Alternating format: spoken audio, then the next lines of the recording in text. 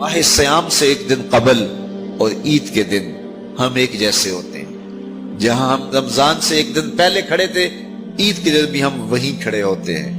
تو پھر ایک مہینہ اتنی طویل محنت کی اور مشقت اٹھائی، بھوک اور پیاس کاٹی، تو پھر کیا فائدہ ہوا؟ آپ ایک ڈاکٹر کے پاس جاتے ہیں اور اس سے دوائی لیتے ہیں اور مہینہ بعد اس کو استعمال کرتے ہیں، اور مہینے کے بعد آپ ٹیسٹ کرواتے ہیں تو جہاں تھی بیماری وہاں کی وہاں رہی. تو پھر دو باتیں ہیں، یا تو ڈاکٹر نے دوا ٹھیک نہیں دی، یا پھر آپ نے دوائی کے ساتھ پرہیز نہیں کیا اور جہاں تھے وہیں کے وہیں کھڑے رہ گئے. تو ڈاکٹر کے پاس دوبارہ جائیں گے تو وہ کہے گا جناب اس بیماری سے نجات تو ایک مہینے کے کورس سے ہو جاتا تھا، تو آپ کو آرام کیوں نہیں آیا؟ آپ نے پرہیز نہیں کیا. تو آپ اس کو کہیں کہ جناب ہم دوبارہ مجھے ایک کورس اور کروا دیں، لیکن پرہیز میں نے پھر بھی نہیں کرنا. تو ڈاکٹر کہے گا کہ نہیں جناب چھٹی کرو. اگر دوائی لینی ہے تو اس کے ساتھ جو احتیاطی تدابیر میں بتاؤں گا ان کو اختیار کرنا ہوگا. لیکن اگر کوئی شخص پھر دوسرا مہینہ کھاتا ہے اور احتیاطی تدابیر اختیار نہیں کرتا اور پھر ڈاکٹر کے پاس جا کہتا جناب آرام نہیں آیا، تو ڈاکٹر پھر اس کو کہے چلو دوبارہ لے لو، تو وہ تیسرے مہینے بھی کھائے، چوتھے مہینے بھی کھائے، ساری زندگی بھی کھاتا رہے، احتیاطی تدابیر نہیں کرے گا تو جہاں صحت تھی وہیں کی وہیں رہے گی. ماہ سیام آیا، پورا مہینہ دوائی لی، اور عید کے دن جب ٹیسٹ کروایا تو جہاں تھے وہیں کھڑے تھے. یا تو پھر دوائی ٹھیک نہیں ہے، میرے رب کی دوائی کس طرح ٹھیک نہیں ہو سکتی؟ جب اس نے کہا ہے لعلکم تتقون، تم روزے رکھو میں ضمانت دیتا ہوں تمہیں تقوی ملے گا، تو پھر تقوی نہیں ملا ہے تو پھر ہم نے روزے کی احتیاطی تدابیر کو اختیار نہیں کیا ہے اور اتنی طویل مسافت کاٹی ہے، مشقت کاٹی ہے، بھوک کاٹی ہے، پیاس کاٹی ہے.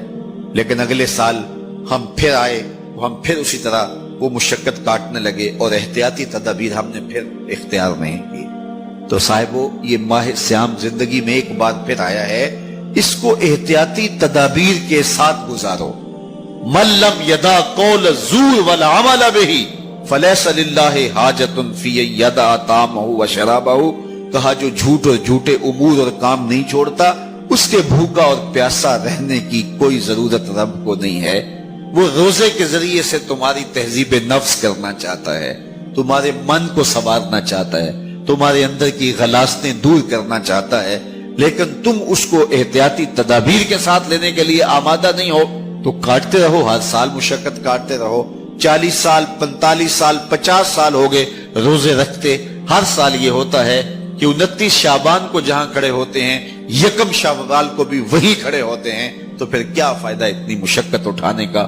تو ماہ سیام زندگی میں ہمیں ایک بار ملا ہے، ایک بار ذرا اس کو احتیاطی تدابیر کے ساتھ گزار کے دیکھیے تو آپ دیکھیں گے کہ یہ روزہ کس طرح من کے اندر روشنیاں ڈال دیتا ہے اور کس قدر تقوی کا نور نصیب ہوتا ہے. تو زندگی میں اس ماہ نور، ماہ سیام رمضان المبارک کو پوری احتیاط کے ساتھ، پورے حزم کے ساتھ اور جو بتائے گئے اصول و ضوابط ہے ان کے ساتھ گزاریے. آنکھوں پہ بھی پہرا بٹھائیے، خیالوں پہ بھی پہرا بٹھائیے، سوچوں کو بھی آوارہ نہ ہونے دیجیے، رزق بھی پاک لیجیے، اور زبان پر بھی کوئی ایسا جملہ نہ آنے پائے جو رب کی ناراضگی کا سبب ہو. خیال بھی نہ بھٹکے، نظر بھی نہ بہکے، اور ایک ایک عمل زندگی کا خوبصورت ہو، منظم ہو، مرتب ہو، اور ادھر 30 روزوں کی بھوک ہو. اور پھر نتیجہ کیا ہوگا؟ میرے رب نے وعدہ دیا ہے لعلکم تتقون، تمہیں تقوی کا نور نصیب ہو جائے گا. تمہاری زندگی ایک عجیب کیفیت میں ڈھل جائے گی اگر تم روزے کو اس کی حقیقت کے ساتھ